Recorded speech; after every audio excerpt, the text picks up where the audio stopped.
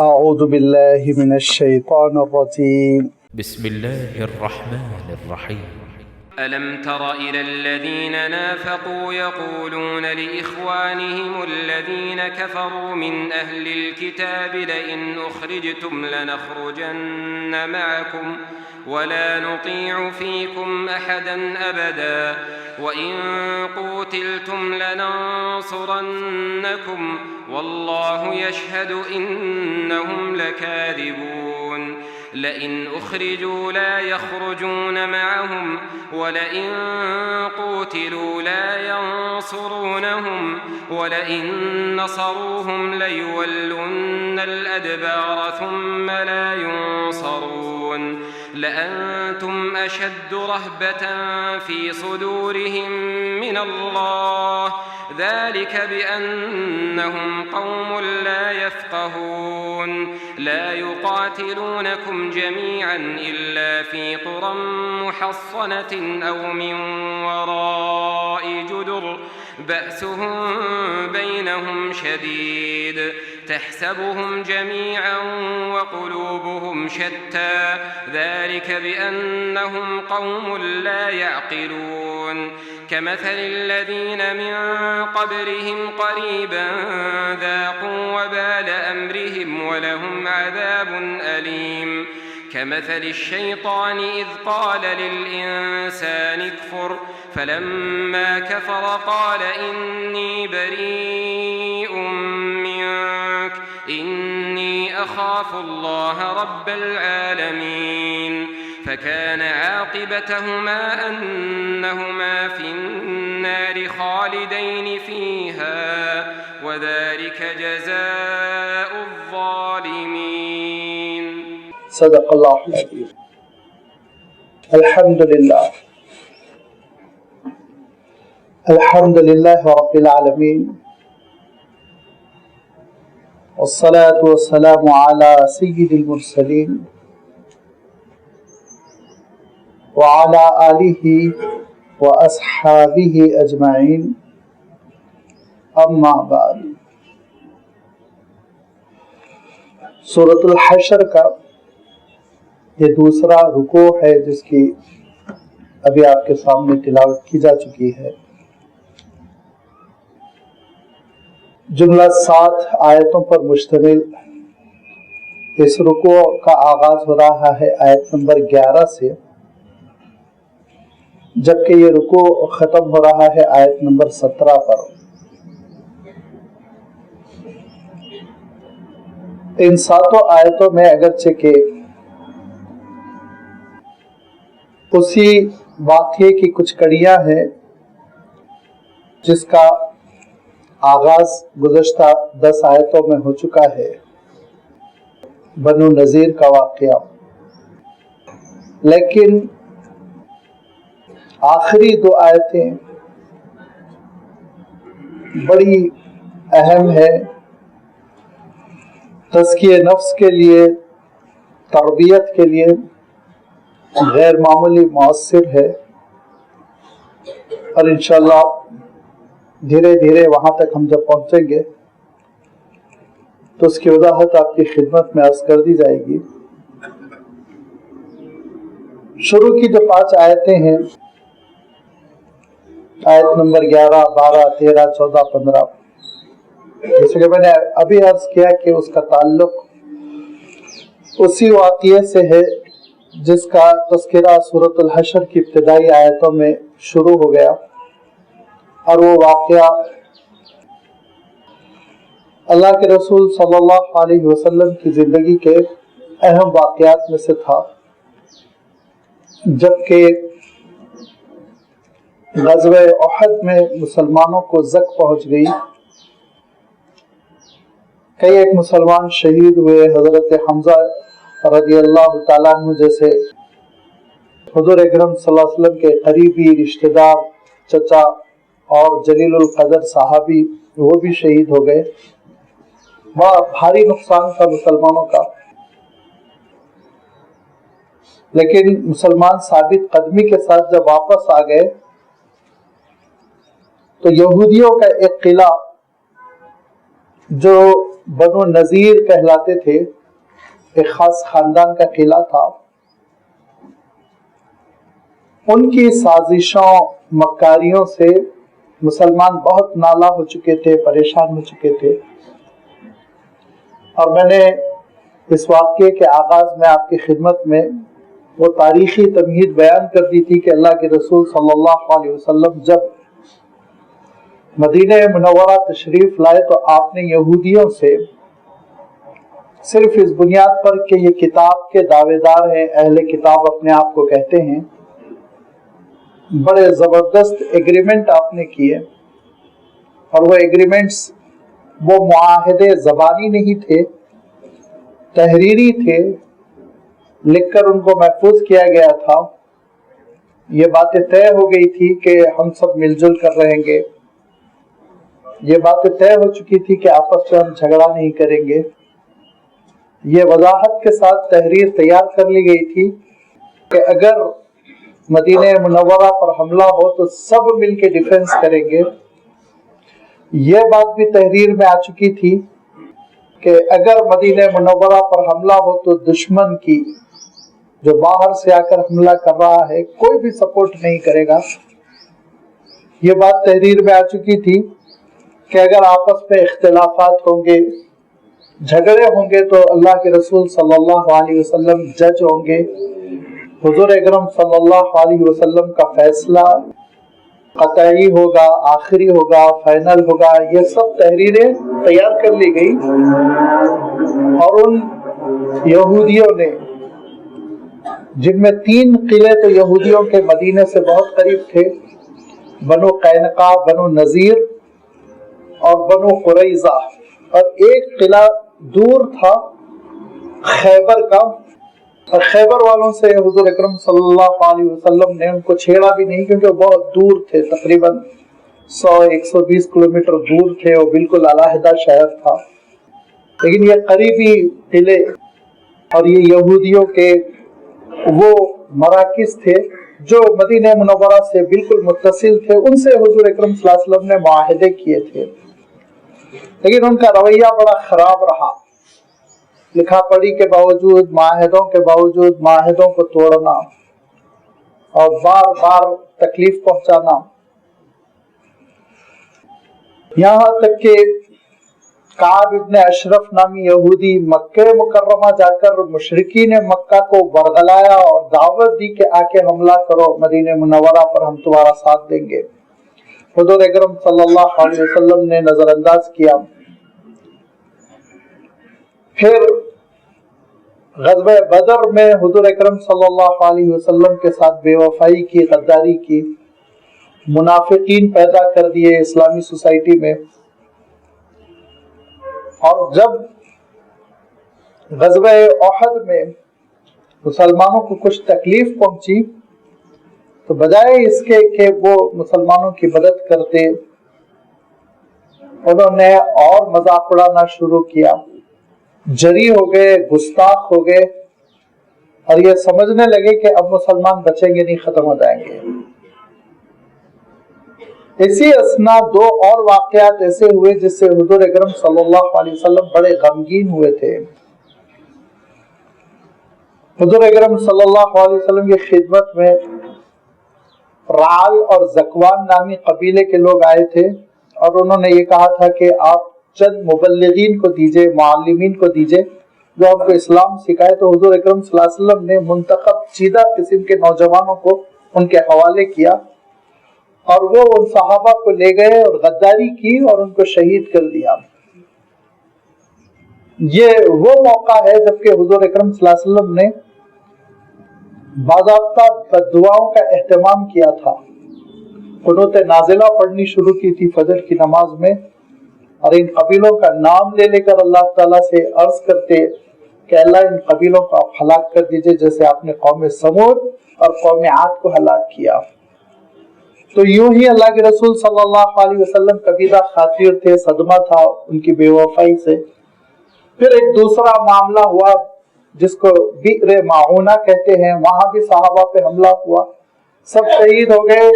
ایک حضرت عمرو نامی زندہ بچے، وہ واپس آ رہے تھے، رات میں ایک جگہ ٹھہرے ہوئے تھے تو ان کو دو سائے نظر آئے اور انہوں نے یہ سمجھا یہ بھی دشمن ہے اور مجھے قتل کرنے کے لیے آئے، لہٰذا جھپٹ کر انہوں نے تلوار چلائی، ان دونوں کا کام تمام کر دیا۔ صبح ہوئی تو معلوم یہ ہوا کہ یہ یہودیوں کے دوست قبیلے کے فرد تھے اور سفر کر رہے تھے، اجنبی تھے، بری نیت سے نہیں آئے تھے، لیکن بہرحال ہم اردو میں کہتے ہیں نا کہ دودھ کا جلا چھاچھ بھی پھونک پھونک کے پیتا ہے۔ ان کو تجربہ تھا کہ بڑی غداری ہوئی تھی، ساتھیوں کو قتل کیا گیا تھا، گھبرائے ہوئے تھے، رات کا اندھیرا تھا، موجودہ دور کا زمانہ تھوڑی ہے کہ لائٹیں رہی ہوں گی اور ویٹنگ روم رہا ہوگا، وہ تو صحرا تھا، بیابان تھا، اندھیرے میں انہوں نے دشمن سمجھا اور قتل کر دیا۔ اور انہوں نے پوری دیانتداری کے ساتھ آ کر بتا دیا کہ اللہ کے رسول ایسی ایسی غلط فہمی ہوئی، رات میں نے قتل کیا، صبح دیکھا وہ دشمن نہیں تھے اور فلاں قبیلے کے لوگ تھے جو قبیلہ بنو نذیر کا دوست ہے، یہودیوں کے اس خاندان کا دوست ہے، اور مجھے حملہ نہیں کرنا چاہیے تھا لیکن غلطی ہوئی، آپ فرمائیے کیا ہوگا؟ حضور اکرم صلی اللہ علیہ وسلم نے قتل خطا اسلام میں الگ الگ تقسیم کر دی گئی ہے۔ قتل عمد الگ ہوتا ہے، جان بوجھ کر قتل کرنا، اور قتل خطا الگ ہوتا ہے، غلطی سے قتل ہو جانا۔ تو قتل خطا میں دیت لازم آتی ہے، خون بہا دیا جاتا ہے۔ حضور اکرم صلی اللہ علیہ وسلم کے دور میں 100 اونٹ یا ان کی قیمت دی جاتی تھی۔ مدینہ منورہ کے مسلمانوں کی یہ پوزیشن نہیں تھی کہ اتنی رقم اکٹھی کر سکے، اور چونکہ یہودیوں سے ایگریمنٹ ہو چکا تھا کہ آپس میں مل جل کے معاملات حل کریں گے، لہذا حضور اکرم صلی اللہ علیہ وسلم اسی قبیلے کے مرکز، ان کی ڈیوڑی، ان کی حویلی یا ان کا قلعہ، جو بھی آپ تعبیر کرنا ہے کر لیجئے، وہاں تشریف لے گئے کہ ہم بات چیت کریں گے، آپس میں رقم کا انتظام کریں گے، اور جو مقتول جو مر گئے دونوں، ان دونوں کے خاندان والوں کو خون بہا دیں گے۔ اتنا پوزیٹیو انداز کہ مدد کے لیے اللہ کے رسول صلی اللہ علیہ وسلم آگے بڑھے۔ اسی اسنا ان یہودیوں نے یہ طے کیا کہ حضور اکرم صلی اللہ علیہ وسلم کو شہید کر دیا جائے، اور اس کے لیے انہوں نے ایک بڑا چکی کا پارٹ دے کر ایک شخص کو چھت پر چڑھایا، اور حضور اکرم صلی اللہ علیہ وسلم جہاں تشریف فرما تھے اس کے اوپر چڑھ کر وہ پھینکنے والا تھا کہ حضرت جبرائیل امین نے اللہ کے رسول صلی اللہ علیہ وسلم کو باخبر کیا، آپ اس جگہ سے فوراً ہٹے۔ بہت ناراض ہوئے اور خاموشی کے ساتھ حضور اکرم صلی اللہ علیہ وسلم اس قلعے سے نکل گئے۔ یہ تقریباً مسجد نبوی سے 2-2.5 میل کے فاصلے پر ان کا یہ قلعہ تھا۔ لہذا اللہ کے رسول صلی اللہ علیہ وسلم روانہ ہو گئے، اور روانہ ہونے کے بعد حضور اکرم صلی اللہ علیہ وسلم نے ان کے پاس یہ پیغام بھیجا کہ تمہارے معاہدے ختم، ایگریمنٹ ختم، تم نے بار بار خلاف ورزی کی، ہم کو نقصان پہنچانے کی کوشش کی، بار بار تم نے ہم کو تکلیف دی، لہذا اب ہمارا تمہارا ایگریمنٹ ختم۔ تو انہوں نے کمر ٹھوک کر کہا کہ آ جائیے میدان میں 2-2 ہاتھ ہو جائے۔ یہ نہ سمجھنا کہ قریش کے لڑکوں سے جیسے مقابلے ہوئے اور کامیاب ہوتے چلے گئے، آپ ہمارے پاس آئیے، مسلح فوجیں ہیں، آپ کی ہم خبر لیں گے۔ حضور اکرم صلی اللہ علیہ وسلم کا ٹھیک ہے، ہم آتے ہیں پھر۔ لہذا حضور اکرم صلی اللہ علیہ وسلم نے تیاری شروع کر دی، اور جب اللہ کے رسول صلی اللہ علیہ وسلم نے تیاری شروع کی بنو نذیر کے قلعے کو گھیرنے کی، محاصرہ کرنے کی، تو پھر اس موقع پہ الم تر الی الذین نافقوا، منافقین نے کیا کیا؟ اللہ تعالیٰ ارشاد فرماتا ہے کیا آپ نے نہیں دیکھا ان لوگوں کو جنہوں نے نفاق پھیلایا، نافقوا منافق ہو گئے، جن کے دل میں کفر تھا، زبان پر اسلام کا نعرہ تھا، اصلاً تو وہ کافر تھے، لیکن مسلمانوں کو دھوکہ دیتے ہوئے ان کی صفوں میں آتے اور کہتے ہیں ہم مسلمان ہیں۔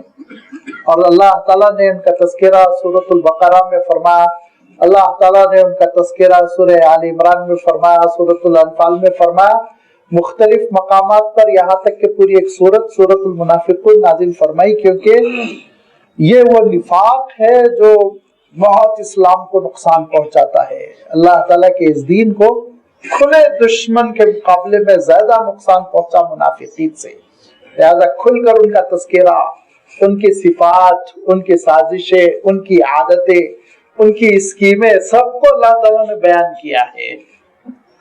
اور اللہ تعالیٰ نے سورۃ البقرہ میں بات ارشاد فرمائی کہ ان کا عالم یہ ہے کہ وَإِذَا لَقُوا الَّذِينَ آمَنُوا قَالُوا آمَنَّا، مسلمانوں کے صفوں میں ہیں تو کہتے ہیں ہم مسلمان ہیں، ایمان قبول کر چکے۔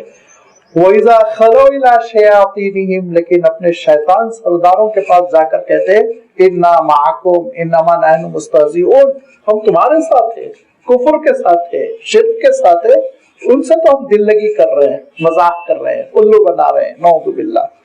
لہذا یہ منافقین نے کیا کیا؟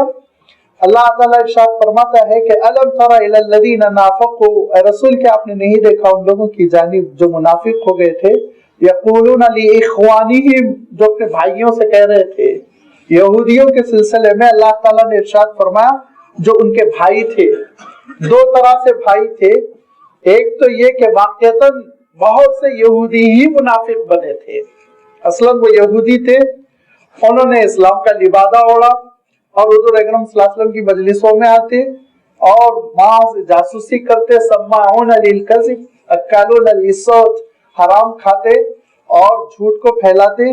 لہذا یہ وہ طبقہ تھا جو ہمیشہ اسلام کو نقصان پہنچانے کے لیے کھڑا رہتا تھا۔ تو اللہ تعالیٰ ارشاد فرماتا ہے یہ یہودیوں کے بھائی تھے اس لیے کہ اسی برادری کے تھے، اسی خاندان اور قبیلے کے تھے، اور معنوی اعتبار سے بھی بڑی محبتیں تھی، بڑی لائلٹی تھی، آپس میں ایک دوسرے سے بڑے تعلقات تھے، اس اعتبار سے بھی وہ انہی کے برادری کے تھے، انہی کے بھائی تھے۔ لہذا فرمایا کہ الذین نافقوا یقولون لاخوانہم الذین کفروا من اہل الکتاب، جو اہل کتاب میں سے جو کفر پر پڑے ہوئے تھے، جو منافق نہیں تھے، وہ کھلم کھلا کہہ رہے تھے ہم انکار کرتے ہیں آپ کے رسول ہونے کا، ہم انکار کرتے ہیں اسلام کے حق ہونے کا۔ ایسے کافروں سے وہ منافق جو بظاہر مسلمان ہیں لیکن اندرون میں کافر ہیں، وہ کیا کہتے تھے؟ بالخصوص عبداللہ ابن ابی ابن سلول نے یہ پیغام پہنچایا تھا کہ لئن اخرجتم لنخرجن معکم، اگر تم جنگ کرنے کے لیے نکلو گے ہم بھی تمہارے ساتھ نکلیں گے، گھبراؤ مت ڈرو تم، ہم تمہارے ساتھ ہیں، مسلمانوں کے ساتھ نہیں ہے۔ اطمینان دلایا، پیغام بھجوایا کہ ہم تمہارے ساتھ ہیں، جب تم نکل پڑو گے تو ہم تمہارا ساتھ دیں گے اور مسلمانوں کا ہم ساتھ نہیں دیں گے۔ وَلَا نُطِيعُ فِيكُمْ أَحَدًا أَبَدًا، تمہارے معاملے میں ہماری تمہاری ایسی پیاری دوستی ہے کہ ہم کسی کی بات نہیں سنیں گے، نہ محمد کی صلی اللہ علیہ وسلم، نہ ان کے ساتھیوں کی، کسی کی بات ہم نہیں سنیں گے، نہ اوس کی، نہ خزرج کی، نہ عرب قبیلوں کی، ہم بات تو بس تمہاری سنیں گے۔ وَلَا نُطِيعُ فِيكُمْ، تمہارے معاملے میں ہم اطاعت نہیں کریں گے کسی کی بھی۔ وَإِن قُوتِلْتُمْ، اگر تم پر جنگ کے بادل لاد دیے گئے اور تم سے جھگڑا ہو جائے، لَنَنْصُرَنَّكُمْ، ہم ضرور تمہارا سپورٹ کریں گے، مدد کریں گے، میدان میں اتریں گے اور تمہاری طرف سے، تمہاری جانب سے لڑیں گے۔ وَاللَّهُ يَشْهَدُ إِنَّهُمْ لَكَاذِبُونَ، اللہ تعالیٰ گواہی دیتا ہے کہ وہ بہت جھوٹے ہیں، وہ بہت جھوٹے ہیں، وہ مدد کرنے والے نہیں ہیں۔ لَئِنْ أُخْرِجُوا لَا يَخْرُجُونَ مَعَهُمْ، اگر یہ یہودی نکل پڑے تو یہ ہرگز نہیں نکلیں گے، منافقین اپنے اپنے گھروں میں بند بیٹھے رہیں گے۔ وَلَئِنْ قُوتِلُوا لَا يَنْصُرُونَهُمْ، اور اگر ان یہودیوں سے جنگ ہوگی یہ ہرگز مدد کے لیے میدان میں نہیں آئیں گے، ذرا برابر سپورٹ نہیں کریں گے، بہت جھوٹے ہیں یہ۔ وَلَئِنْ نَصَرُوهُمْ، اگر مجبور ہو ہی جائیں مدد کرنے پر، قوت پہنچانے پر، میدان جنگ میں نکلنے پر، لَيُوَلُّونَ الْأَدْبَارَ، عین جنگ کے موقع پہ پیٹ پھیر کے یہ بھاگ جائیں گے۔ ثُمَّ لَا يُنْصَرُونَ، پھر ان کا کوئی مددگار نہیں رہ جائے گا، کوئی ان کی مدد کرنے والا نہیں رہ جائے گا۔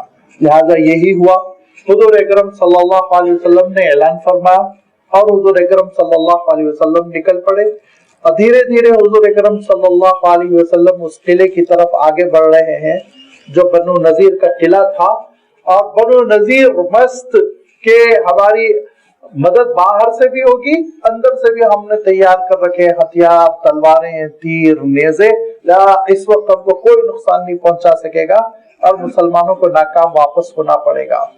हुजूर अकरम सल्लल्लाहु अलैहि वसल्लम धीरे धीरे पहुंच चुके और पहुंचने के बाद हुजूर अकरम सल्लल्लाहु अलैहि वसल्लम ने क्या मामला फरमाया उसका तज़किरा हो चुका है और कुछ तज़किरा आ रहा है। लअंतुम अशद्दु रहबतन फी सुदूरिहिम मिन अल्लाह, कहा इनको मुसलमानों से तो डर है, मुसलमानों का फौज का रोब है, दबदबा है, अल्लाह का डर नहीं, खुदा से ये नहीं डरते, अल्लाह ताला से नहीं डरते। जरूरत तो इस बात की कि अल्लाह ताला से डरे, फौज से क्या डरना, वो तो अल्लाह ताला के हाथ में है, फतह दे न दे, शिकस्त दे, लेकिन खौफ खुदा नहीं है, खौफ खुदा से इनके दिल आरी हैं। लअंतुम अशद्दु रहबतन, तुम ज्यादा रोब और दबदबे वाले हो, फी सुदूरिहिम, उनके दिलों में, मिन अल्लाह, अल्लाह के मुकाबले में। होना क्या चाहिए, असल डर तो अल्लाह का, रोब तो अल्लाह का है, दबदबा तो अल्लाह का है, खौफ खुदा असल दिल में होना चाहिए। बाकी ये हालात आते जाते रहते हैं, कौमों को फतह मिलती है, शिकस्त मिलती है, ताकत मिलती है, उरूज होता है, जवाल होता है, ये तो सारी पुरानी दास्तानें जो होती रहती है, लेकिन इनके दिलों में अल्लाह ताला का जर्रा बराबर खौफ नहीं था।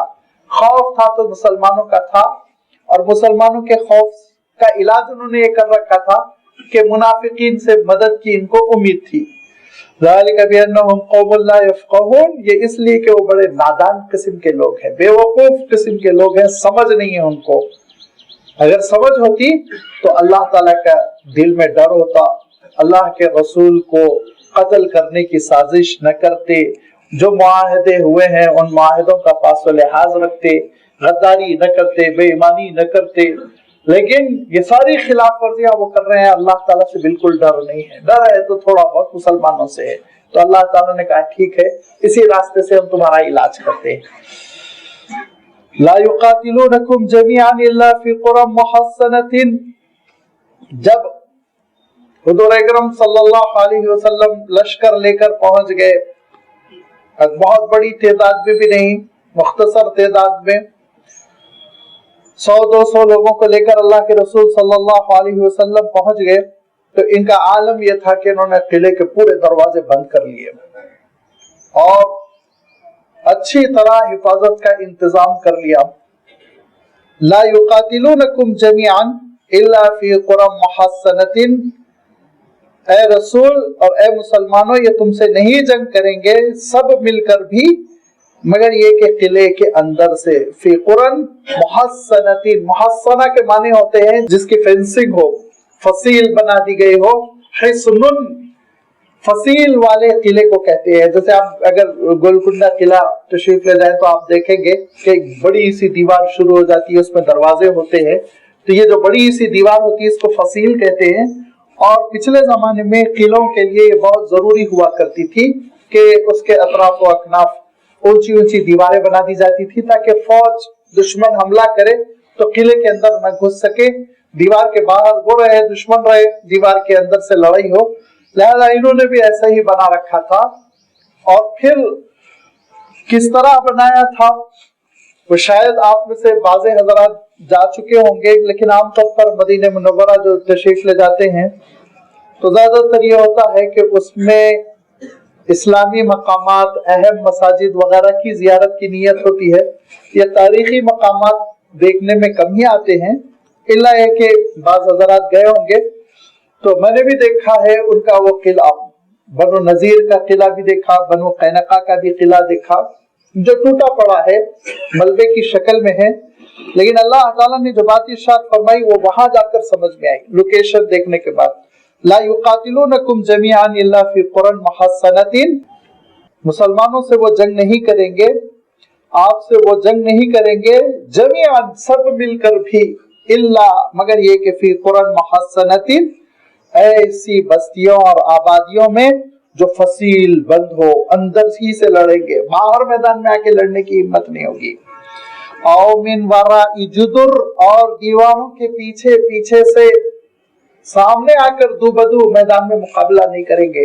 इनसे 1000 गुना बेहतर मक्के के मुशरिकीन थे जो मैदान में आके जंग करते थे, उनके अंदर हिम्मत थी, लेकिन इनके अंदर हिम्मत नहीं थी।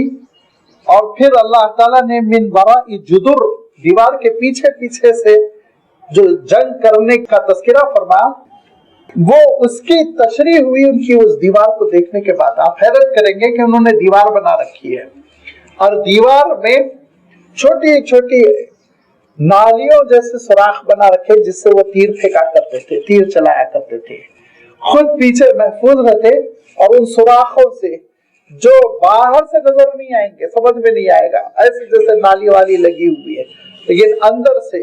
اور عجیب و غریب بات یہ ہے کہ چونکہ ہمارے جو گائیڈ تھے وہ خود تاریخ کے پروفیسر تھے ڈاکٹر احمد المدینی, انہوں نے جو بتایا کہ ان کی جو مکاری تھی, ان کی جو نفسیات تھی, غیر انسانی حرکت دیکھیے, انسانیت سے گری ہوئی حرکت, کہ انہوں نے ایک کنواں بنا رکھا تھا, دیوار کے باہر کنواں بنا رکھا ہے, پانی کا ایک سورس ہے. اب لازمی بات ہے وہ لشکر جو بھی ہوگا پانی لینے کے لیے کنویں پر جائے گا, اور دیوار میں ایسے سوراخ ہے ترچھے قسم کے جو جس پر کنواں پوری طرح زد پر ہے کہ جب دشمن پانی لینے آئے گا تو تیر چلاؤ, پانی لیتے ہوئے ان کو مار دو. دھوکے کے لیے انہوں نے کنواں بنا رکھا, کنواں بھی بتایا انہوں نے, اور کنویں کی جانب جو سوراخ آتے ہیں وہ سارے سوراخ بتائے. تو اللہ تعالیٰ ارشاد فرماتا ہے ان میں اتنی ہمت نہیں ہے کہ کھلی جنگ کریں, میدان میں اترے, اور میں وراء جدر, بس یہ جنگ کریں گے تو دیواروں کے پیچھے پیچھے سے. جدر جدار دیوار کو کہتے ہیں, سنگولر جدار ہے, پلورل فارم اس کا جدر ہے, کہ دیواروں کے پیچھے پیچھے سے جنگ کریں گے, سامنے کھل کر ہرگز نہیں آئیں گے. لہذا یہ سامنے کھل کر نہیں آئے, لیکن اللہ کے رسول صلی اللہ علیہ وسلم نے ایک خاص تدبیر اپنائی, اور اس تدبیر پر بھی بہت انہوں نے پروپیگنڈا کیا کہ دیکھو یہ نبی رحمت کہلاتے ہیں, رحمت للعالمین, یہ حرکت کر رہے ہیں, نعوذ باللہ. حضور اکرم صلی اللہ علیہ وسلم نے تدبیر کیا اپنائی, میں عرض کر چکا ہوں, اور اس کا اللہ تعالیٰ نے خود تذکرہ فرمایا کہ وہ اللہ کے حکم سے تھا, کسی قسم کا بھی اس میں مسلمانوں کا کوئی عمل دخل نہیں. ما قطعتم من لینۃ او ترکتموها قائمۃ علی اصولها فباذن اللہ, اللہ کے حکم سے مسلمانوں نے کام کیا حضور اکرم صلی اللہ علیہ وسلم کی رہنمائی میں, کہ قلعے کے دروازے کی طرف جو راستہ جاتا تھا اس کے درمیان میں کچھ کھجور کے درخت تھے. راتوں رات ان کھجور کے درختوں کو کاٹا گیا, اور کاٹنے کے بعد ان کھجور کے درختوں میں آگ لگا دی گئی تو ان کی جان نکل گئی. انہوں نے جو دیکھا راستہ صاف ہو رہا ہے اور کچھ شعلے ہیں اٹھ رہے ہیں, تو ان کی جان نکل گئی, اور یہ سمجھے کہ اب تو ہم گئے, یہ دھیرے دھیرے آگے بڑھیں گے, ہمارے قلعے کو آگ لگا دیں گے, ہم کہیں گے نہیں رہیں گے. لہذا فوراً اپنے نمائندے کو بھیجا, جنگ کی نوبت نہیں آئی, میں سے پہلے ذکر کر چکا ہوں, اپنے نمائندے کو بھیجا, اور بھیجنے کے بعد کہا کہ آپ جو کہیں گے وہ ہم ماننے کے لیے تیار. حضور اکرم صلی اللہ علیہ وسلم نے کہا کہ ہم کچھ نہیں کہیں گے, قلعہ خالی کریے, چلے جائیے. تو انہوں نے مطالبہ کیا ہمارا اپنا سامان. حضور اکرم صلی اللہ علیہ وسلم نے فرمایا تمہارے اونٹوں کے اوپر جتنا سامان آ سکتا ہے اتنا سامان اٹھا کر لے جاؤ, باقی نہیں. تو 600 اونٹ پر انہوں نے سامان لاد لاد کر وہاں سے روانہ ہوئے, اور جب روانہ ہوئے تو جتنا سامان لاد سکتے تھے لاد لیا, لیکن اب فرنیچر ہے, دروازے ہے, کھڑکیاں ہیں, دہلیز ہے, یہ سب چیزیں تو نہیں نکال سکتے تھے. لہذا ان کو توڑ رہے تھے, ان کو اکھاڑ رہے تھے, خراب کر رہے تھے. اللہ تعالیٰ ارشاد فرماتا ہے اے مسلمانوں عبرت حاصل کرو, یہ اپنے ہاتھوں سے اپنے گھر کو اجاڑ رہے تھے. اللہ تعالیٰ نے ان کو ایسی سزا دی کہ اپنے ہاتھوں سے انہوں نے اپنے گھروں کو اجاڑا, پھر بھی ان کے اسٹور میں, ان کے گودام میں کنٹلوں کنٹل کھجور نکلا, اور سینکڑوں تلواریں نکلی, غالباً 300 کے قریب تلواریں پڑی ہوئی تھی جس کو مسلمانوں نے جمع کیا, اور بہت سارا سامان, بہت سارے جانور, اور کھیتی باڑی, اور لگا ہوا باغ کھجور کا, سب چھوڑ کے ان کو جانا پڑا. حضور اکرم صلی اللہ علیہ وسلم نے ان کو روانہ کر دیا, اور یہ جو مال مسلمانوں کے ہاتھ لگا اس کو حضور اکرم صلی اللہ علیہ وسلم نے اسلامی خزانے میں بیت المال میں داخل کیا. غریبوں کی مدد ہوئی, بالخصوص وہ مہاجرین صحابہ جو بالکل لٹے ہوئے تھے, اپنے پیروں پر کھڑے نہیں ہو پا رہے تھے. حضور اکرم صلی اللہ علیہ وسلم نے یہ فنڈ ان کے اوپر خرچ کیا. یہ ساری تفصیل گزر چکی ہے. اللہ تعالیٰ ارشاد فرماتا ہے کہ یہ آپ سے کھلم کھلا جنگ نہیں کر سکتے, مگر یہ کہ ایسی بستیوں میں جس کے اطراف و اکناف دیواریں بنی ہوئی ہوں, اور دیوار کے پیچھے ہی سے یہ لڑیں گے, کیونکہ بأسهم بینہم شدید تحسبهم جمیعا وقلوبهم شتیٰ, यहाँ आने के बाद मेरा दिल बहुत दुखी होता है, बहुत दुखी होता है, क्योंकि अल्लाह ताला ने जो यहूदियों की अलामत का तस्करा किया था, आप मुझे माफ फरमाए, आज वो अलामत हमारे अंदर पूरी तरह है। अल्लाह ताला ने क्या फरमाया, देखिए, तहसबुहुम जमीआ, मुसलमानों तुम उनको क्या समझ रहे हो, मुत्तहिद? फरमाया नहीं है मुत्तहिद, कुलूबुहुम शत्ता, आपस में दिलों में नफरतें हैं, बटे हुए हैं। ये बटे हुए हैं इसीलिए जिल्लत इनके ऊपर सवार है। आज यही कैफियत हो गई, बज़ाहिर मुसलमान बाहर से बड़े मुत्तहिद लगते हैं, लेकिन कुलूबुहुम शत्ता, बहुत बटे हुए हैं हम लोग, बहुत बटे हुए हैं। लिहाजा जो हुजूर अकरम सल्लल्लाहु अलैहि वसल्लम फरमाया करते थे कि तुम्हारा आलम भी वही होगा जो पिछली अहले किताब उम्मतों का आलम हुआ हो, वो सारे बिगाड़ तुम्हारे अंदर पैदा होंगे जो उनके अंदर पैदा हुए थे, और उसके नतीजे में वो सारी सजाएं तुमको मिली कि जो उनको मिली थी। उनके ऊपर अल्लाह ताला ने जालिम हुक्मरानों को मुसल्लत किया था, हम पर अल्लाह ताला ने जालिम हुक्मरानों को मुसल्लत कर दिया। उनके बारे में अल्लाह ताला सूरह बनी इसराइल में साफ इरशाद फरमाता है, उनकी मसाजिदें तोड़ी गई थी, हमारी मसाजिद तोड़ी जा रही है। आप उठाकर देख लीजिए कुरान मजीद, ऐसा लगता है आज हमारी दास्तान बयान कर रहा है। आज हमारे आपस में जो हालात है वो सब कुछ ऐसा लगता है बयान कर दिया गया, बस नाम बजाए इसके कि मुसलमान, वहां पे बनी इसराइल, पिछली उम्मत, अहले किताब के अल्फाज मिलेंगे आपको। और अल्लाह ताला ने साफ इरशाद फरमाया, देखो उनके रास्ते पे तुम चलोगे, हम वही फैसले लेकर आएंगे। अल्लाह की उनसे दुश्मनी, हमसे दोस्ती नहीं। जो वो करेंगे वही अगर हम करेंगे तो जो सजा उनको दी गई वो सजा हमको भी दी जाएगी। तो लाजमी बात है कि अल्लाह ताला इरशाद फरमाता है कि दिल तुम्हारे जुड़े हुए होना चाहिए। हुजूर अकरम सल्लल्लाहु अलैहि वसल्लम फरमाते थे कि मस्जिद में सफों को सीधा करते हुए कि करीब होकर लग कर खड़े हो जाओ, कांधे से कांधा जोड़ लो। तो याद रखो, अगर तुम्हारी सफों में खलल होगा और बीच में अगर खला और जगह छुटी हुई होगी तो तुम्हारे दिल भी बिखरे हुए होंगे, तुम्हारे दिल भी बिखरे हुए होंगे। लिहाजा दिलों को जोड़ने के लिए जो सफों को हुजूर अकरम सल्लल्लाहु अलैहि वसल्लम ने दुरुस्त किया था, आज वहां से बिगाड़ है, सफों ही से बिगाड़ है, सफों ही में खलल है, सही सफे हम नहीं बनाते। फिर उसके बाद इख्तिलाफात की तो एक लंबी दास्तान है। और आगे अल्लाह ताला ने जो बात इरशाद फरमाई वो बहुत काबिल गौर है कि तहसबुहुम जमीआ व कुलूबुहुम शत्ता, अगरचे कि तुम ये महसूस करते हो कि वो मिलजुल के रहने वाले हैं, लेकिन उनके दिल बटे हुए हैं। और जब दिल बटे हुए होते हैं तो फिर क्या होता है, दूसरों का रोब, दबदबा, दूसरों का खौफ, दूसरों से घबराहट, ये बहुत जल्दी दिलों में जगह पा लेती है नफ्सियाती तौर पर। जब दिल मिले हुए होते हैं आपस में, एक दूसरे से एक एतमाद की फिजा होती है, एक दूसरे पे कॉन्फिडेंस का माहौल होता है, तो फिर दूसरों का खौफ दिलों में जगह नहीं पाता है, एक इत्मीनान रहता है, एक इत्तेहाद रहता है। और क्या इरशाद फरमाया, बासुहुम बैनहुम शदीद, आपस में तो एक दूसरे की मुखालिफत में बड़ी ताकत का इस्तेमाल करते हैं, लेकिन दुश्मन के मुकाबले में बड़े बुज़दिल साबित हो जाते हैं। अब जरा गौर कर लीजिए, बिल्कुल ऐसा लग रहा है जैसे आज हमारी सोसाइटी की तर्जुमानी की जा रही है। आपस में हम जब झगड़ा होता है, आस्तीन चढ़ा चढ़ा कर बड़ी ताकत के साथ झगड़ा करते हैं, लेकिन गैर सामने आ जाए तो पंक्चर हो जाते हैं, जान निकल जाती है, फिर उसके बाद से गली बदल कर भाग जाते हैं। लेकिन मस्जिद में आने के बाद हर शख्स सुरमा बना हुआ है, हर शख्स एक दूसरे पर चढ़ने के लिए तैयार है, हर शख्स लड़ने के लिए तैयार है।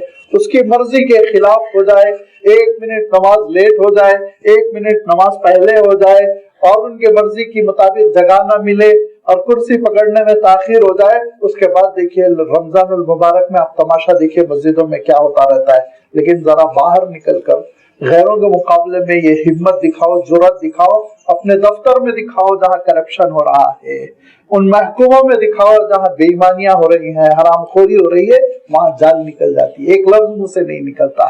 फरमाया बासुहुम बैनहुम शदीद, आपस में तो बड़े झगड़ालू, बड़ी ताकत का मुजाहरा करने वाले, दुश्मन के मुकाबले में बेजार और ढीले ढाले, और बजाहिर ऐसा महसूस होता है मुत्तहिद, लेकिन दिल है कि बटे हुए, माशरा है कि बिखरा हुआ।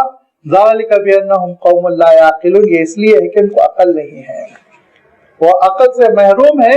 اگر عقل ہوتی تو آپس میں اتحاد ہوتا، آپس میں محبت ہوتی، آپس میں اعتماد ہوتا، اور اگر عقل ہوتی تو پھر آپس میں طاقت کا استعمال نہ کرتے، دشمن کے لیے طاقت کا استعمال کرتے. جس انرجی کو ویسٹ کر رہے ہیں آپس میں استعمال کرنے کے لیے، اسی انرجی کو دشمن کے مقابلے میں کرتے.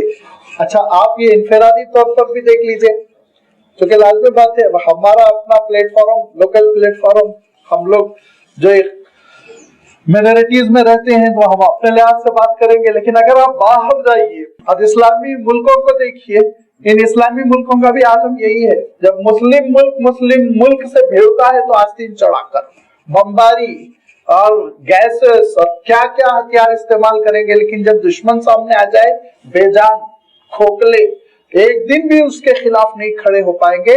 یہ نیچے سے لے کے اوپر تک آج ہماری وبا ہو گئی ہے، آج ہماری مصیبت بن گئی ہے کہ آپس میں طاقتور دشمن کے مقابلے میں کمزور، اور بظاہر ایسا محسوس ہوتا ہے متحد، نام بھی رکھیں گے متحدہ عرب امارات، لیکن بکھرے ہوئے، جھگڑا کرنے والے، دل ہے کہ بٹے ہوئے، اور کسی چیز پر متفق نہیں ہونے والی یہ قوم بن کر رہ گئی. یہ یہودیوں کے جراثیم آج ہمارے اندر آ گئے. کتنی چیزیں ہیں. حضور اکرم صلی اللہ علیہ وسلم ارشاد فرماتے تھے اپنے گھروں کے سامنے حصے کو صاف ستھرا رکھو، یہودیوں کی طرح نہ بنو. آج الٹا ہوا کہ نہیں ہوا؟ آج ہماری سڑکوں کو دیکھیے، ہماری گلیوں کو دیکھیے، گندگی دیکھیے، اور ان کی کالونیوں کو دیکھیے، اس کی صفائی دیکھیے. الٹ دیا ہم نے معاملہ، پلٹ چلے ہم اسلام کی طرف، اس اسلام کی طرف جو مدینہ منورہ کا تھا، جو حضور اکرم صلی اللہ علیہ وسلم کے زمانے کا تھا. ہماری ترقی یاد رکھیے آگے بڑھنے میں نہیں ہے، ہماری ترقی پیچھے ہٹنے میں. اتنا پیچھے ہٹیے، اتنا پیچھے ہٹیے کہ حضور اکرم صلی اللہ علیہ وسلم کے زمانے تک پہنچ جائیے. ایمان کے اعتبار سے، دین کے اعتبار سے، میں کہہ رہا ہوں میں وسائل کے اعتبار سے، ضروریات زندگی کے اعتبار سے نہیں کہہ رہا ہوں میں، ایمان کے اعتبار سے، روحانی قدروں کے اعتبار سے ہم کو حضور اکرم صلی اللہ علیہ وسلم کے زمانے تک جانا ہوگا. جب وہ دین آئے گا پھر اس کے بعد سے آپ دیکھیں گے اللہ کی وہی مدد آئے گی، وہی نصرت آئے گی کہ ایک ایک قافلہ ایک ایک ملک کے لیے کافی ہو جاتا تھا.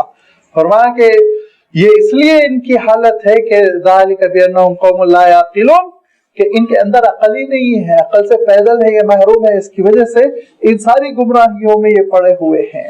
یہ 5 آیتیں ہیں جس میں آپ نے دیکھا کہ ان کا تذکرہ ہو گیا اور اس کا تتمہ کر دیا گیا، لیکن یہاں سے ذرا موضوع دھیرے دھیرے تبدیل ہو رہا ہے، بہت قابل غور ہے. کمثل الذین من قبلہم قریبا، ان کی مثال ایسے ہی ہے جیسے ان سے پہلے قریب میں جو لوگ گزر چکے، ذاقوا وبال امرہم، اپنے کالے کرتوتوں کا مزہ وہ چکھ چکے. اب اس پر مفسرین کہتے ہیں کہ کمثل الذین من قبلہم قریبا، ان سے پہلے جو گزر چکے ہیں اس سے مراد قریش کے لوگ ہیں جو بدر کے میدان میں پٹ چکے تھے.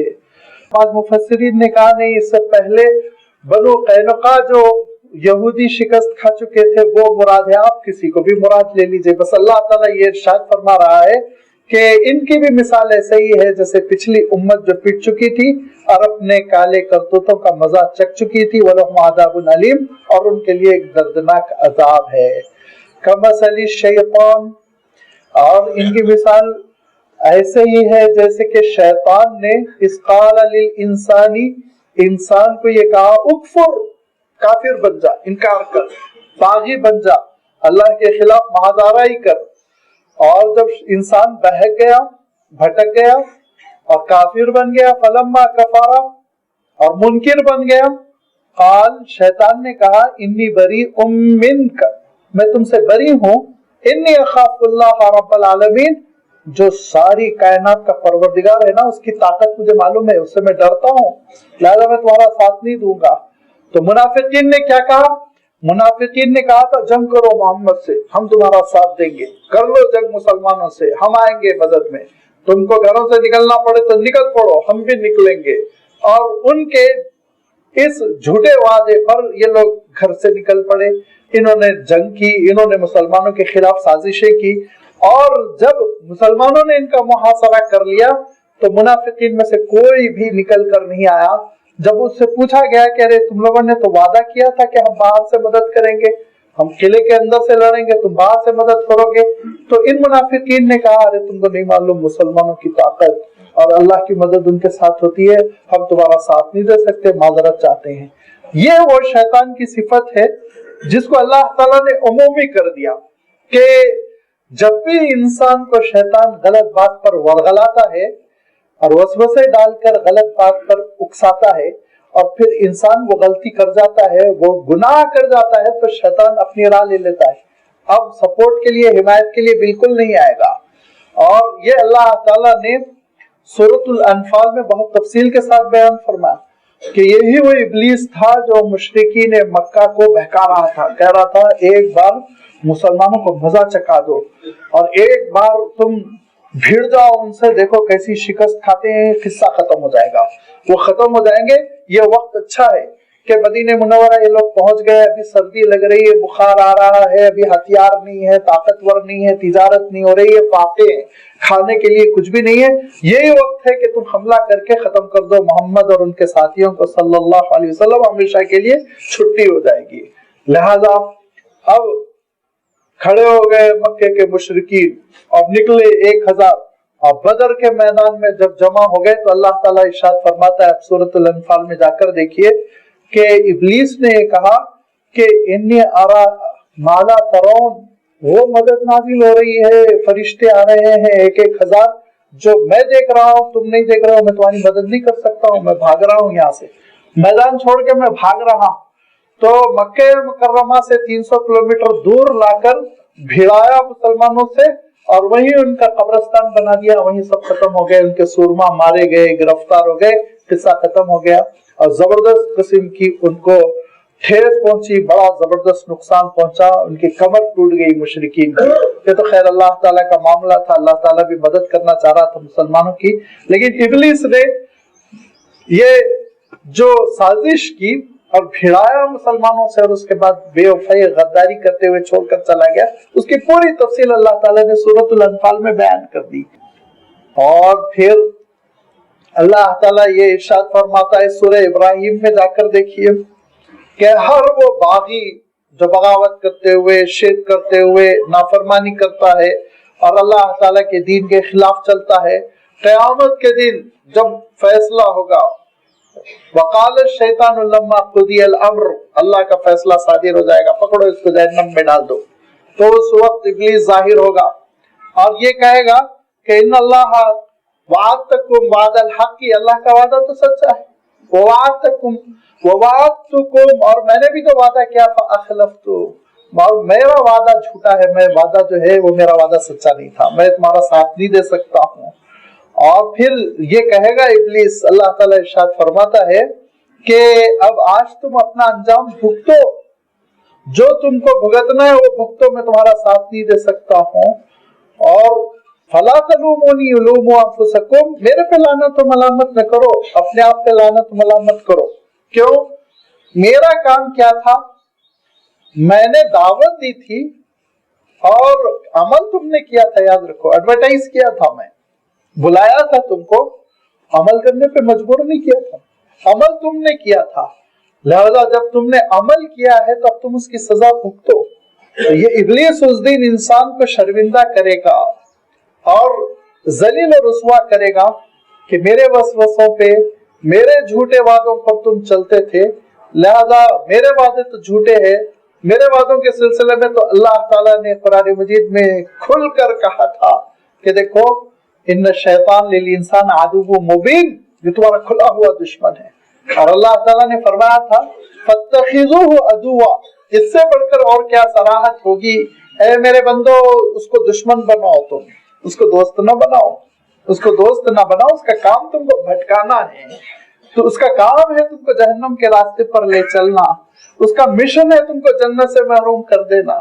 لہذا وہ جب بھٹکا رہا تھا تو تم بھٹک رہے تھے، اس کے راستے پہ چل رہے تھے۔ قیامت کے دن اللہ تعالیٰ ارشاد فرمائے گا، وہ پھر ظاہر ہوگا، برات کا اظہار کرے گا، جیسے نیک لوگوں کے لیے فرشتے ظاہر ہوں گے اور یہ کہیں گے کہ نحن اولیاءکم فی الحیات الدنیا وفی الآخرہ، ہم تمہارے مددگار دنیا میں بھی رہے، آخرت میں بھی مددگار رہیں گے، ہم جنت کی طرف تم کو لے کر چلیں گے۔ بالکل اس کے برعکس ایسے ہی منکروں، کافروں اور اللہ تعالیٰ کے باغیوں کو شیطان جہنم کی طرف لے کر جائے گا، ذلیل کرے گا، رسوا کرے گا، شرمندہ کرے گا، اور بتائے گا کہ میری بات سننے کا یہی نتیجہ ہے۔ تو غلطی آپ کی تھی، لہذا فرمایا کہ کمثل شیطان، مثال ایسے ہی ہے جیسے کہ شیطان انسان سے یہ کہتا ہے اکفر، کفر کرو، باغی بن جاؤ، نافرمان بن جاؤ۔ فلما کفر، جب انسان کفر کر بیٹھتا ہے تو کہتا ہے قال انی بریء منک، میں بری ہوں تم سے، انی اخاف اللہ، میں ڈرتا ہوں اللہ تعالیٰ سے، مجھے معلوم ہے جہنم کس کو کہتے ہیں، مجھے معلوم ہے اللہ تعالیٰ کی سزائیں ہیں، اس کا عذاب کیا ہے۔ رب العالمین، وہ سارے عالموں کا رب ہے۔ اس موقع پہ مفسرین نے ایک خاص واقعہ بھی بیان کیا، چاہے آپ امام ابن جریر طبری رحمۃ اللہ علیہ کی تفسیر اٹھا کر دیکھیں، امام ابن کثیر رحمۃ اللہ علیہ کی آپ دیکھیں، امام قرطبی کی دیکھیں، یا علامہ آلوسی کی روح المعانی آپ دیکھیں، سب تفسیروں میں خاص واقعہ بیان کیا گیا ہے۔ اور وہ واقعہ جو ہے اتفاقاً امام بیہقی رحمۃ اللہ علیہ نے بھی اس کی روایت کی، بہت سی کتابوں میں اس واقعے کو بیان کیا گیا۔ وہ واقعہ میں اس لیے یہاں ذکر کر رہا ہوں کہ آپ کو شیطان کی سازش کا اندازہ کر سکے کہ کیسے ابلیس جو ہے انسان کو بھٹکاتا ہے۔ اور وہ ہے واقعہ ایک صاحب کا جن کا نام آتا ہے برسیسا۔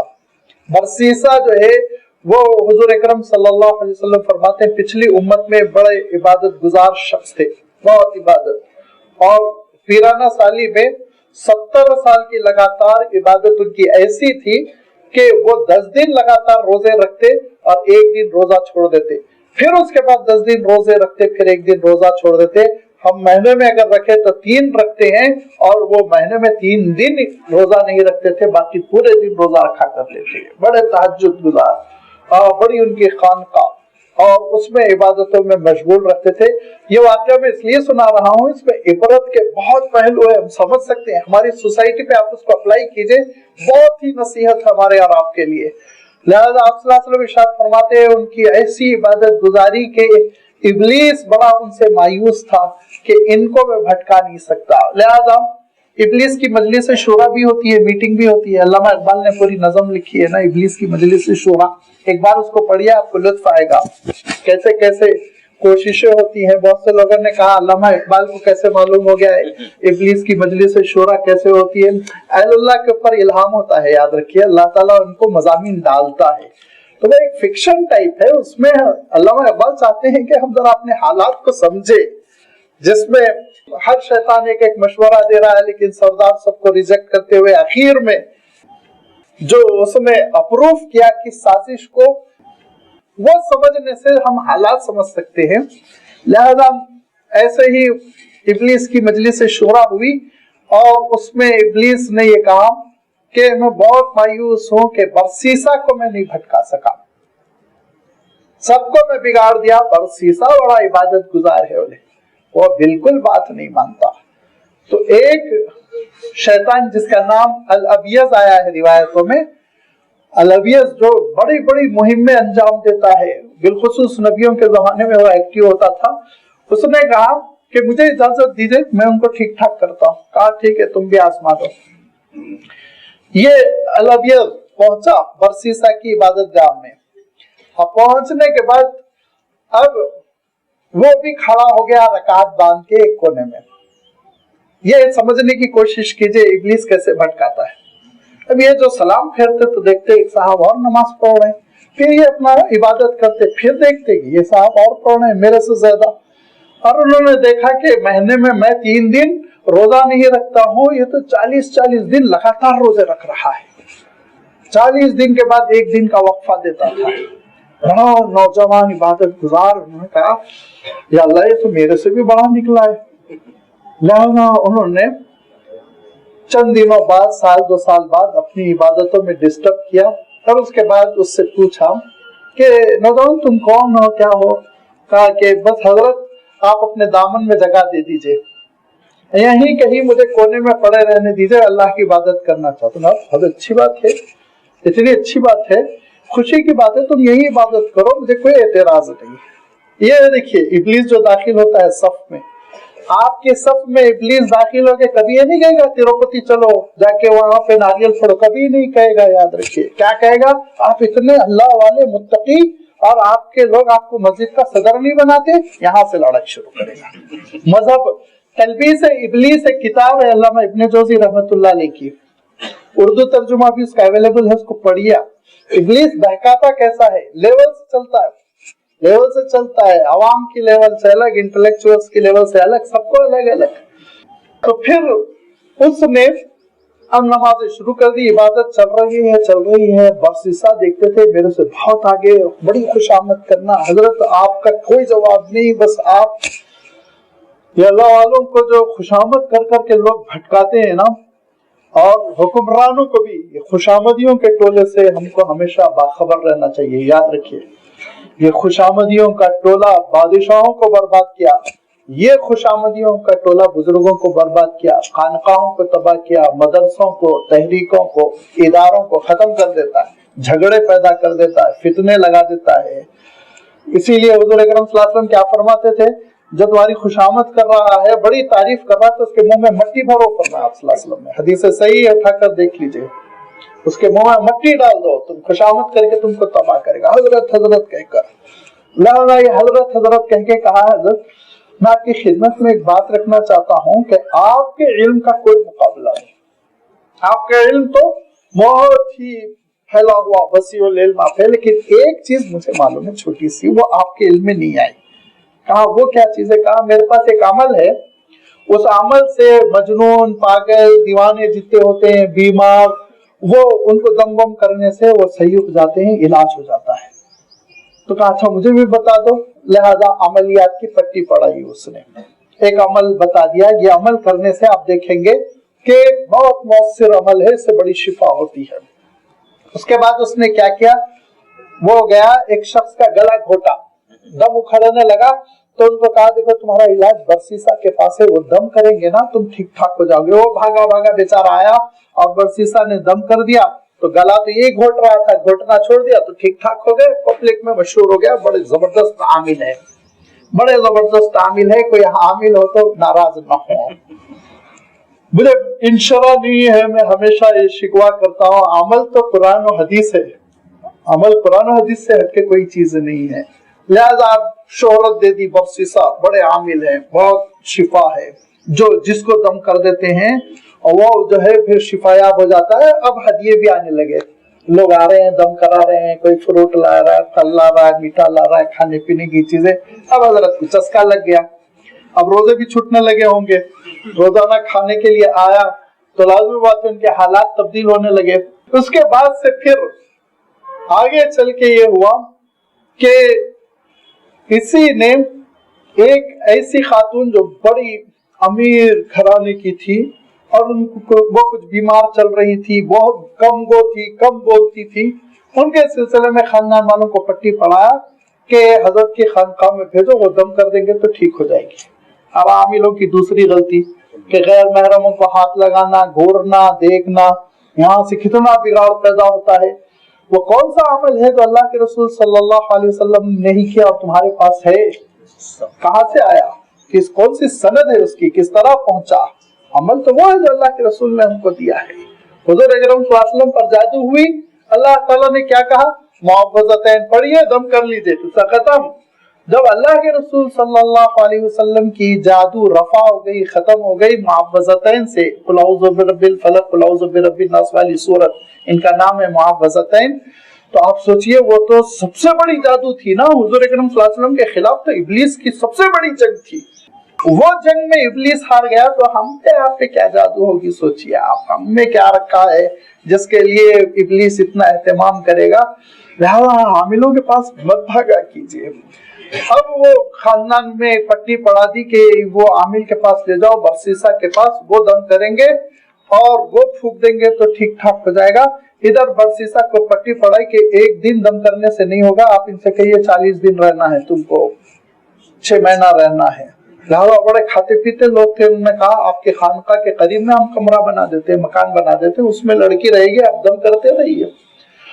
لہذا اب جب دم کرنے کے لیے حضرت تشریف لے گئے تو اب حضرت کو وسوسے ڈالا اور پھر اس لڑکی کی خوبصورتی پہ وہ فریفتہ ہو گئے اور وہ غلط کاری کر گئے، وہ جس کی وجہ سے وہ لڑکے حاملہ ہو گئی. اب اس کے بعد سے ان کے طوطے اڑ گئے برسیسا کے، تو مسئلہ ہو گیا، تو مجھے قتل کر ڈالیں. کہا نہیں آپ ایسا کیجئے، قتل کر دیجئے، قصہ کام تمام کر دیجئے، مار ڈالیے اور لڑکی کو جنگل میں دفنا دیجئے، قصہ ختم. آپ کہنا بھاگ گئی، بیمار تو تھی، جن تو چڑھ گیا تھا اس پہ، لہذا جن بھگا کر لے گیا، قصہ ختم ہو جائے گا. کہا یہ تدبیر تو اچھی ہے، لہذا قتل کروا دیا. اور قتل کرنے کے بعد سے جنگل میں لے جا کے مدد بھی کی حضرت کی، چیلا شاگرد ہے تو مدد بھی کی، اور جنگل میں لے جا کر جہاں دفن کروایا وہاں کیا کیا کہ لڑکی کے دوپٹے کا ایک حصہ باہر رکھا قبر کے، پوری طرح اندر دفنانے نہیں دیا، ایک حصہ کپڑے کا اوپر باہر جھانکتا رہا. اور اس کے بعد سے وہ واپس آ گئے. واپس آنے کے بعد اہل خانہ اس کے خاندان والوں نے خبر گیری کی کہ اب ہماری لڑکی ٹھیک ٹھاک ہو گئی. آپ کو یہ ایسا لگے گا نا اسرائیل کی درگاہ واقعہ ہے، کچھ بے سروپا ہوگا، لیکن آپ حیرت کریں گے. آپ کے اس شہر میں ایک عامل صاحب کے پاس ایک خوبصورت لڑکی علاج کے لیے پہنچی تو انہوں نے مشورہ دیا کہ میرے سے نکاح کر دیجئے، میرے نکاح میں رہے گی تو جن بھاگ جائے گا. میرے پاس جب یہ شکایت پہنچی تو میں نے کہا قتل ہرگز غلطی مت کیجئے، آپ ہرگز غلطی مت کیجئے.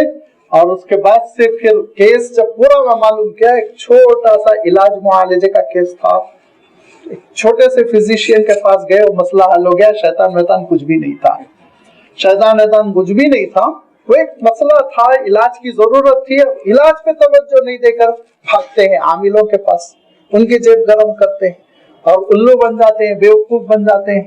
اللہ تعالیٰ ارشاد فرماتا ہے مسلمان تم میں سے ہر مرد، تم میں سے ہر عورت عامل ہے. اللہ کی کتاب پڑھو، سورۃ البقرہ پڑھو، آیت الکرسی پڑھو، معوذتین پڑھو، ہر فرد تم میں سے عامل ہے. تم کو ادھر ادھر جانے کی ضرورت نہیں ہے، اللہ تعالیٰ نے تم کو نسخہ دے دیا. لہذا یہاں پہ کیا ہوا، اب جب قتل کا معاملہ ہو گیا اور لوگ آئے تو کہا کہ بھئی وہ تمہاری لڑکی تو بھاگ گئی. اچھا مسئلہ ایسا تھا، واقعی جنون یا جو بھی جن وین جو بھی آپ سمجھیے، کہ لوگوں نے کہا واقعہ ہے کہ بچی پہ جن تھا، بھاگ گئی ہوگی. اب اس کے بعد سے مایوس ہو کر سب چلے گئے. جب واپس جا رہے تھے تو دیکھا ایک جگہ اس کا دوپٹہ ہوا میں اڑ رہا ہے تھوڑا سا. وہاں کہا یہ زمین میں دوپٹہ کیسے؟ زمین کھودنا شروع کیا. جب کھودے تو پھر اس کے بعد لڑکی کی لاش نکلی. جب لڑکی کی لاش نکلی تو پھر پہنچے برسیسا کے پاس اور ان کو پکڑ کر اب قتل کرنے کے لیے جب تلواریں تیز کی گئی تو پھر یہی شاگرد رشید انہوں نے کہا حضرت ایک ترکیب ہے، آپ کو بچا سکتا ہوں میں. کہا کیا ترکیب ہے؟ کہا دیکھیں میں کھڑا ہو جاتا ہوں، آپ ذرا میرے لیے ایک بار سجدہ کر دیجئے. تو انہوں نے جھٹ سے سجدہ کیا بغیر سوچے سمجھے، جان کے لالے پڑے ہوئے تھے نا. اور سجدے سے کیا اٹھے کہ ان کی گردن اڑا دی گئی. کفر پہ مارا ان کو، شرک پہ مارا ان کو، ختم کر دیا ان کی ساری عبادتوں کو، ختم کر دیا ان کی ساری ریاضتوں کو. اور کیا کیا؟ فَكَانَ عَاقِبَتُهُمَا أَنَّهُمَا فِي النَّارِ خَالِدَيْنِ فِيهِمَا. وہ ابلیس تو جائے گا آگ میں طے ہے، اور ایسے لوگوں کو اپنے چیلوں کو جو اس کی باتوں کو سنتے ہیں ان کو بھی وہ جہنم میں لے جا کر ہمیشہ کے لیے ڈال دیتا ہے. لہذا کبھی بھی ابلیس کی باتوں میں نہیں آنا چاہیے. حیرت ہوتی ہے جب ہم علاج کے لیے قبروں پر جاتے ہیں، حیرت ہوتی ہے. اور حضرت ابوبکر صدیق رضی اللہ تعالیٰ عنہ اور حضرت عمر رضی اللہ تعالیٰ عنہ جو حضور اکرم صلی اللہ علیہ وسلم کے ہمنشین قبر میں بھی جو پڑوس میں سو رہے ہیں، عشرہ مبشرہ حضرت عثمان رضی اللہ تعالیٰ عنہ جنت البقیع میں، حضرت علی رضی اللہ تعالیٰ عنہ کوفے میں، بڑے بڑے اکابر صحابہ. کوئی بھی نائب رسول نہیں ہے. نائب رسول انڈیا میں عہدے آپ دے رہے ہیں، آپ دیں گے عہدے کہ اللہ تعالیٰ دے گا. کتنی بڑی بات ہے نائب رسول. کسی نے حضرت ابوبکر کو ایک مرتبہ زندگی میں کہا یا نائب الرسول کہا؟ کسی نے حضرت عمر سے کہا؟ کسی نے حضرت علی سے کہا؟ اگر حق تھا تو ان کو تھا نا، کسی اور کو حق ہو سکتا ہے نائب رسول نے کہا. تو ہمارے علاج کے لیے ان کے پاس جا رہے ہیں، لاشیں واپس آ رہی ہیں، ایسی ایسی چیزیں دیکھنے میں آ رہی ہے. یہ کیا ہے؟ یہ ابلیس ہے.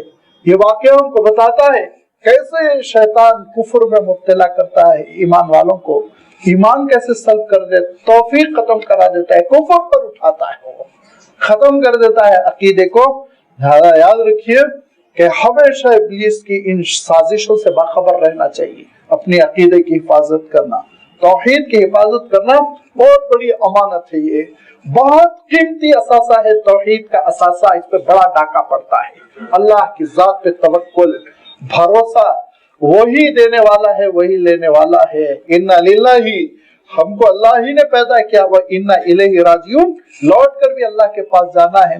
وہ شفا دیتا ہے، وہ مرض دیتا ہے، وہ موت دیتا ہے، وہ زندگی دیتا ہے، کسی کے ہاتھ میں کچھ نہیں ہے۔ لہذا کہا کہ یہ ایسا انسان کو دھیرے دھیرے بھٹکاتا ہے، کمثل الشیطان اذ قال للانسان اکفر، کفر کرو۔ کیسے کفر؟ ابتدائی کفر سے۔ حضور اکرم صلی اللہ علیہ وسلم ارشاد فرماتے ہیں کہ پہلے ریاکاری تمہارے دلوں میں پیدا کرے گا، ریاکاری پیدا ہو گئی تو پھر اس کے بعد غرور پیدا کرے گا، غرور پیدا ہو گیا تو اس کے بعد پھر بغاوت پیدا کرے گا، دھیرے دھیرے لے کر جاتا ہے۔ لہذا پہلی ہی اس کی کوشش کو ناکام کرنا چاہیے۔ اس کی کوشش کو ناکام کرنے کے لیے ایک ہی نسخہ ہے، اللہ کی کتاب، اس کے رسول صلی اللہ علیہ وسلم کی سنت۔ شریعت کے خلاف کبھی مت جائیے، چاہے جان چلی جائے، چاہے جان چلی جائے، شریعت کے خلاف نہ جائے۔ کہ جیسے بول دے عامل ناریل پھوڑو، اس کا سر پھوڑیے، ناریل مت پھوڑیے۔ آپ یہیں سے کوئی حرج نہیں ناریل پھوڑنے میں، لیکن یہ لے جا رہا ہے آپ کو کفر کے راستے پہ، یہ لے جا رہا ہے آپ کو شرک کے راستے پہ، رخ پھیر دیا۔ ابھی آپ کا سفر 1 انچ بدلے گا، لیکن پہنچتے پہنچتے بجائے دلی کے آپ بامبے پہنچیں گے۔ منزل وہ بہت دور ہو جاتی ہے، پھر یاد رکھیے، شروع میں نہیں محسوس ہوتا ہے، آخر میں محسوس ہوتا ہے۔ اور جب انسان باغی، نافرمان، نکما ہو جاتا ہے، فلما کفر قال انی بریء منک، شیطان کہتا ہے میں بری الذمہ، میرا کوئی تعلق نہیں، بھگتو، جاؤ شرک و کفر پہ مرو، انی اخاف اللہ، میں تو اللہ سے ڈرتا ہوں، مجھے معلوم ہے اس کی قدرت کیسی ہے، مجھے معلوم ہے اس کا عذاب کیسا ہے، مجھے معلوم ہے اس کا انتقام کیسا ہے، مجھے معلوم ہے اپنے منکرین کو کیسے تباہ و برباد کر دیتا ہے، کیونکہ وہ رب العالمین، پوری کائنات کا تنہا مالک اور رب ہے۔ لہذا فکان عاقبتہما، ہر دو کا، ابلیس کا بھی، ابلیس کی بات سننے والے کا، دونوں کا انجام یہ ہوتا ہے انہما فی النار، کہ دونوں کے دونوں جہنم میں جاتے ہیں، خالدین فیہا، ہمیشہ ہمیشہ کے لیے جہنم میں پڑے رہ جاتے ہیں۔ وذالک جزاء الظالمین، اور یہی ظالموں کا حشر ہے اور یہی ظالموں کی سزا ہے۔ اللہ تعالیٰ اس سے ہم سب کو محفوظ رکھے۔ جب اللہ رب العالمین ہے، جس سے کہ شیطان بھی ڈرتا ہے، تو وہ رب العالمین کیسا ہے، اس کی صفات، اس کے اسماء حسنہ کا آخری رکوع میں تذکرہ ہوا۔ انشاءاللہ آئندہ اتوار اس کی وضاحت آپ کی خدمت میں رکھی جائے گی۔ وآخر دعوانا ان الحمدللہ رب العالمین۔